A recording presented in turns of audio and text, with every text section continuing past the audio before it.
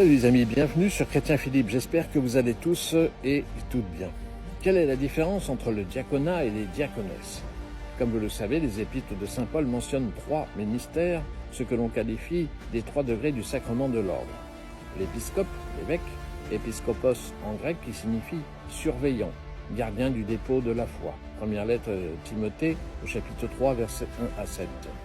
Le presbyte, le prêtre, presbytéros en grec qui signifie ancien. Première lettre de Pierre au chapitre 5 verset 1. Les diacres, diakonos en grec qui signifie serviteur. Première lettre de Timothée au chapitre 3 versets 8 à 13. Notre focus se portera sur le diaconat. Revenons à l'institution des diacres. Actes des apôtres au chapitre 6 versets 1 à 6. Les diacres sont institués pour se charger plus particulièrement des missions de service, ce que l'on appelle de charité. Étienne, Philippe, Procore, Nicanor, Timon, Parménas, Nicolas étaient présentés aux apôtres qui, après avoir prié, leur imposèrent les mains. Actes des apôtres, chapitre 6, verset 6.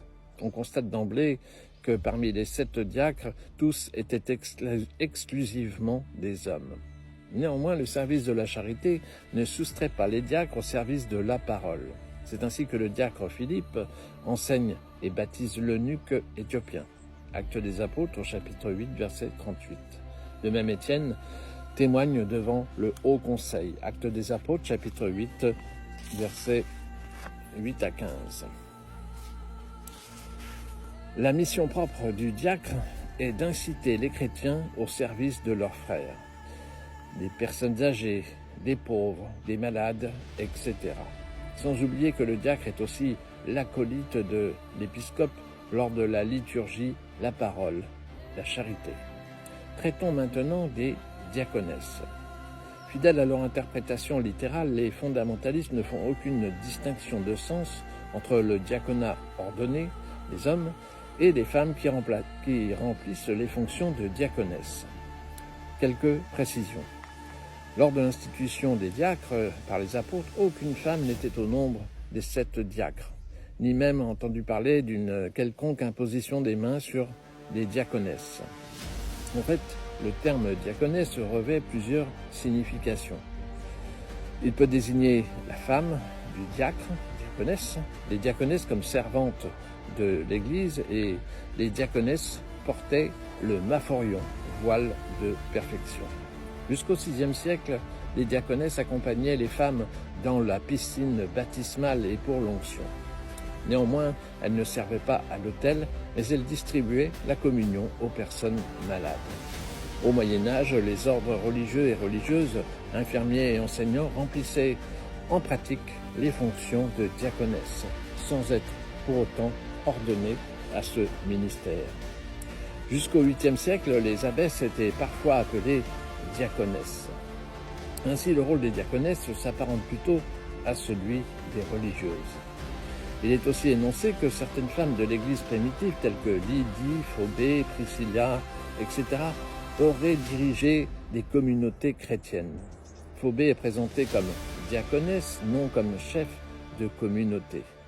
Lydie est mentionnée dans le livre des Actes des Apôtres, au chapitre 16, verset 14, Priscilla dans la 2e lettre de Timothée, au chapitre 4, verset 19, dans les Actes des Apôtres, au chapitre 18, versets 2 et 26, de même Phobée dans l'Épître aux Romains, au chapitre 16. Bref, ces femmes étaient très investies dans leur communauté, mais aucune d'entre elles était épiscope ou presbyte. Dans le cas de Phobée, le sens du mot diaconesse n'est nullement comparable dans les fonctions au diaconat des hommes. Dans l'Église, les hommes et les femmes sont égaux en dignité. Hommes et femmes ne sont pas concurrents, mais complémentaires. Égalité ne signifie nullement égalitarisme.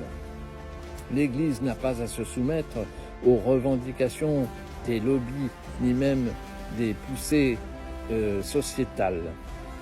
Voilà, j'espère que cette petite réflexion sur les différences entre le diaconat ordonné et les diaconesses vous a été profitable. N'hésitez pas à vous abonner, c'est gratuit, à partager cette vidéo, à me faire part de vos commentaires.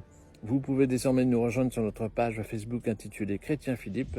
Et en attendant le plaisir de vous retrouver, je vous dis à bientôt et surtout, soyez bénis.